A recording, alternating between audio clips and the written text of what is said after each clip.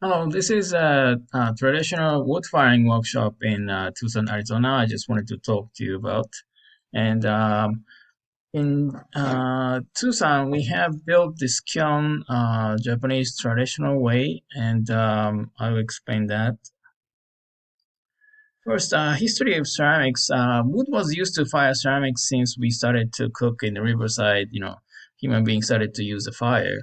And Jomon pottery from Japan is one of the most oldest pottery that they found in the world. It's about 18,000 years old. And Jomon's Jo means coil, and the mon is a pattern. And so this has a coil patterns on the surface because they hit with the board with the coils and to make the pottery kind of even. And so that's how you see these textures. And you can see some of these are called kaendoki. They were using probably more ceremonial pieces and so forth. You can see it's maybe a little difficult to use for everyday use, but they were using it for the container for the food. And then people started to fire in low temperature, which means we have open air. They just fire around, piece, and then around the air, they will be oxidized. And until 1,000 years ago, they started to build a complete kiln closed on the top, so you can reach more higher temperature, about 23,000 Fahrenheit, in Germany, China, Korea, and Japan. And this started a reduction firing. And when we do the reduction firing, color change of the metal could start to happen. And in this case, this is called celadon glaze. You can see there's a iron oxide, rusted iron is brown. But when you put the lots of flame and then wanting oxygen from the iron, the glaze light brown color glaze will start to turn to light green because the oxygen turned to be CO2 and fly away. So that it's no more rusted brown anymore. Same with the copper red glaze. Copper oxide, which is rusted copper, and green powder we put into glaze. And then when we fire with the flame, we start to have this oxygen taken out by the CO2. And so the copper becomes the original state on the reddish color. And then modern pottery start to people use gas or electricity, but many historical potters used wood. And this wood fire ceramics that we use at the college is we use the Japanese historical pottery design called anagama. Anagama is like this one. It's a cave kiln in Japanese. So ana is a big hole here. And then what we have is here on the beginning part, we have firebox. And then the flame will travel into the chamber and then affecting your pieces, then go up to the chimney. And so this is one direction firing. So your piece will have a directional glaze effect. And this is interesting because it makes that sometimes you need to fire days to or sometimes weeks to get to the temperature you have enough glaze to achieve on your surface. And then depending on the wood and the size of the kiln. And so by going to the temperature 2360, mineral from the wood ash and the surface of clay will start to work together and start to create the glaze. And the natural glaze, in order to have this effect, after you reach 2360, and then you start to keep achieving the temperature until you have enough glaze on the surface. And so here you can see there's a glaze on even the surface of the shelf. So if you put your pot directly on the kiln shelf, your pot will be stuck to the kiln shelf. So you have to raise up with this thing called wadding. It's like a piece of clay. You raise this up, and then this is able to come off after the firings. You can see that. And then those will leave these kind of marks. Sometimes we call keshiki, the landscape in English. And so wood fire pottery will tell us the history of the kiln, how this was fired, how the flame traveled in certain ways. And so first what we do is we load the kiln and then we'll put this wadding underneath and then facing towards the firebox like this to have the flame kind of travel like this. And so this part is a firebox in here, and then the flame travels this directions and go up to the chimney here. And then this is the whole kiln. You can see this is a firebox. After you finish loading the pieces, I break these up and I put some clay on top so they can seal. And then that's how we have. There's a little door here. We're gonna put the wood from here, and then the flame will travel inside the kiln like this, and then go up to the chimney. That's how you travel this side inside. And then we use different kind of wood. And for this kiln size, it can take 4 cores or more and take a few days firing, depending on the wood. And we use pecan wood and pine wood. And in Japan, usually we use pine wood because it has achieved a higher, a longer flame. So you can achieve the colors in a more longer area.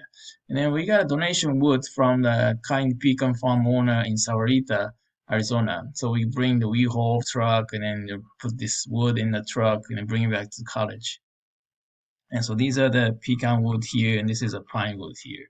And we use a regularly pine in Japan, but the mineral is very important. So not just the name of the wood or kind of the wood, but how they grow is very important. And so we got this pine from the Mount Lemon in Tucson area where they grow. But ground in Arizona is so poor in near Tucson area, so they don't have much nutrition in the pine. So after fired so many hours, they don't start achieve a glaze. And then we started to use eucalyptus, and that worked pretty good because eucalyptus was also known to tree that suck everything from the ground. And so after the eucalyptus died, nothing grew for another 3, 4 years. And then pecan, on this case, because this is a pecan farm, the farm owner put these fertilizer on the grounds. So this pecan has a rich mineral, which is very perfect for the glaze. So after we raise the temperature, going to the temperature with the pine, and then we start to form some glaze with the pecan wood. That's how we fire at my college here. And so we started to, start for stoking wood from here, and then have a firebox. So flame kind of travel this way under the tunnel, and then go to the firebox, and then inside of the kiln, and then go to the chimney like this. So this, by having this one, it kind of preheats the chimney, and so it kind of pulls the air this way easier. And then, so we go like this. After reaching the 2360, we stoke the wood almost every 2 minutes. And amount of wood you put it in the kiln is also important. It's so easy to drop the temperature. If you can imagine, if you put something not burning into the kiln, you basically bringing down the temperature. And then by having a smaller splitted wood like these, and that can create able to burn the wood faster and not dropping down so much. But even though it's a smaller piece of wood, if you put too much, it's the same result. If you put too much wood inside in one time, same as you putting a big fat log, you drop down the temperature, and by the time you catch up the temperature, it goes catch fire. You start to raise up the temperature a little bit, but it doesn't go up high enough. So basically, you can put in new wood and losing the temperature. And so that's how we split these wood and then keep firings. And Fred Olson here, he's a kiln master from California. He's been studied in Japan in 1960s in Kyoto Geidai. So he was actually one of the first American guy to come to Japan to study Japanese ceramics in the 60s. And so he was actually classmates with my teacher, Mutsuo Yanagihara. And so it was great to see him. And then he came to build this kiln with us, and then he came to fire with us several years ago. And so that was him here.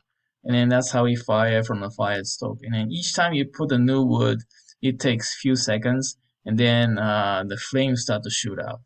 And then first you may see the kind of blackish smoke. That's when you see the kiln is choking, wanting more oxygen. And then when you start to see more clear flame, it's running to kind of even oxygen and the balance of the wood. So you really have to watch the kiln and the flame, how to stoke your pieces in the kiln. And then there's kiln temperature checking rings that I put it in the kiln. You can take this brick off and then use this little rod to hook these things, and then see how much glaze start to catch on the surface of the pieces, and that tells us when to stop the kiln. And then we keep firing. At the end, after we have achieved enough ashes on the surface, we start to break up and then close this chimney with the kiln shelf. And so the inside of the wood wanting the oxygen, so they will start to find any kind of seams between the crack of the bricks to get flames, and that's how it's cooling down and reduction of the atmosphere. And that can achieve very slow cooling, and also it creates the crystal in the glaze sometimes. And then this is how after the firings you can see these are break this off little by little, and then you can start to see your pieces there, and then this is all raised up on the surface. Then these are some of the results. And so you can see if you put this inside of something, you can get it like that too. And so you can have a different variety of doing this kind of firings. And again, depending on the clay body, you can see this is all from the same kiln. We didn't put any glaze on. This is just a color of the clay difference between this is a half porcelain, half clay body. And then this is a more kind of iron-based clay body. And they put the little blue glaze inside on this one, and so forth. So you can kind of see how they color these pieces. That's it for the wood firing.